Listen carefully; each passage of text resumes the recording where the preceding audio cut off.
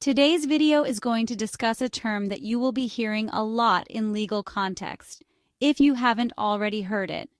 Apparently now enough evidence has come out regarding the dangers of PFAS that the ambulance chasers are all soliciting victims to sue manufacturers.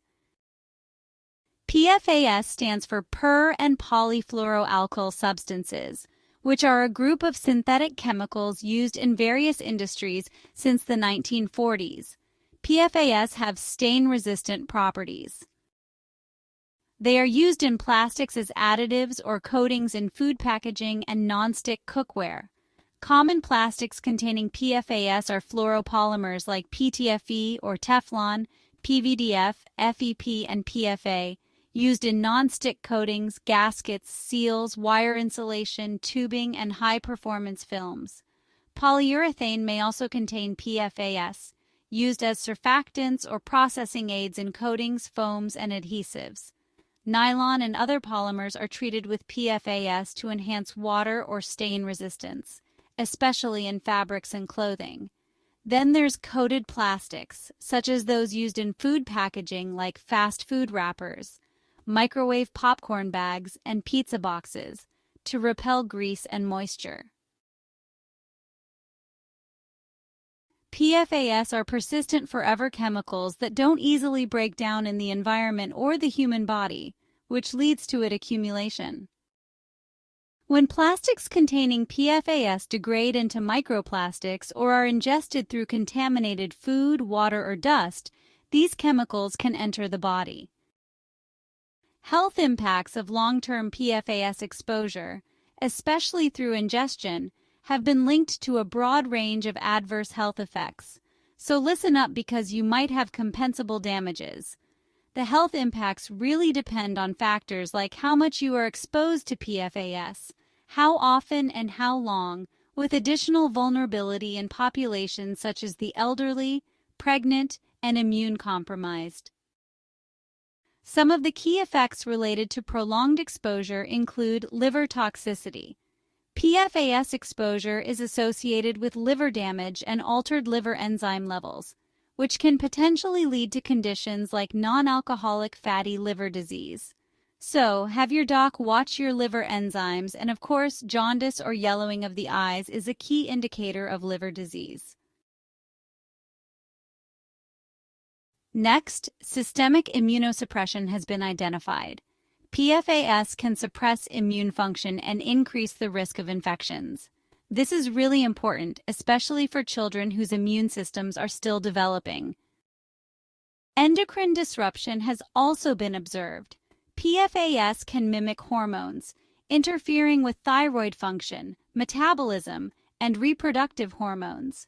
This, in turn, could lead to reduced fertility, altered menstrual cycles, developmental issues, and even weight gain or loss. Of course, the biggest concern are the cancer risks, which is where many lawyers are focusing. Do you know someone who has had kidney, testicular, or bladder cancers? PFAS, such as PFOA, are linked to an increased risk of these specific cancers. I want to help you guys understand how our bodies work so that you can begin to think outside of the box when it comes to your physical ailments. Something we all must understand is that our bodies were designed to heal itself symbiotically with what grows and exists on our planet. Anybody that hasn't caught on to the grand design yet should begin to understand quantum dynamics, electromagnetic frequency interactions, sacred geometry, and how they affect biological systems such as our body. This is no longer considered fringe or science fiction. The military has been releasing technologies that they've had for decades in a slow-roll disclosure, preparing us for the unprecedented advances that our world is about to shift into. So I encourage anyone who is truly interested to learn to live in harmony with everything inside and outside of you. Only when you can look beyond the physical decay do you begin to see the truth of the unseen world that lives in our universe. As it relates to our bodies, That means the energetic frequency that all of the parts of our body are exposed to and impacted by. Removing prescription drugs for a bunch of dietary supplements is not the goal, because they are also man-made and can have their own adverse effects. The ultimate goal is to gradually learn to live synergetically with our world, which means that we are each enhanced by our interaction. The world makes us better, and we make the world better. That's always the goal. But we aren't done with PFAS yet. There's more potential harm in using these products. Prenatal exposure to PFAS in the womb is associated with lower birth weight, reduced growth development, neurobehavioral effects in children, and increased risk of preeclampsia or gestational hypertension in pregnant women. So we've been coming out of the womb with plastics already impacting our fragile developing cells. Can you imagine the health risks of plastic toxins being built into your cells during development? We need a lot more than financial compensation for this. We need research on how to remove this stuff out of our bodies now that we've been exposed to it most of our lives. But it doesn't stop there, because PFAS exposure has been connected to increased total cholesterol, LDL cholesterol, and risk of obesity, which of course contributes to cardiovascular heart disease. And that's the #1 cause of death both in the United States and worldwide. And we've been consuming this stuff. Other potential effects, well, emerging research suggests PFAS may contribute to developmental delays, behavioral changes, and increased risk of conditions like diabetes and autoimmune diseases, though honestly, the evidence is less conclusive due to study limitations. So, let's talk about how we're actually exposed to PFAS, especially through plastics. Ingestion is a primary route for PFAS exposure from plastics, occurring through things like food packaging. PFAS can leach from grease-resistant packaging, like fast food wrappers and popcorn bags, into food, especially when heated. Then there are microplastics. Degraded plastics release PFAS-containing microplastics, which can be ingested via contaminated food, water, or even dust. In fact, microplastics have been found in human tissues, including placentas, brains, and testicles, acting as carriers for PFAS. Contaminated food and water are also a concern. PFAS from plastics can contaminate water sources or food chains like fish, increasing exposure through consumption. And don't forget about household products. PFAS in non-stick cookware, if scratched or overheated, can release chemicals into food.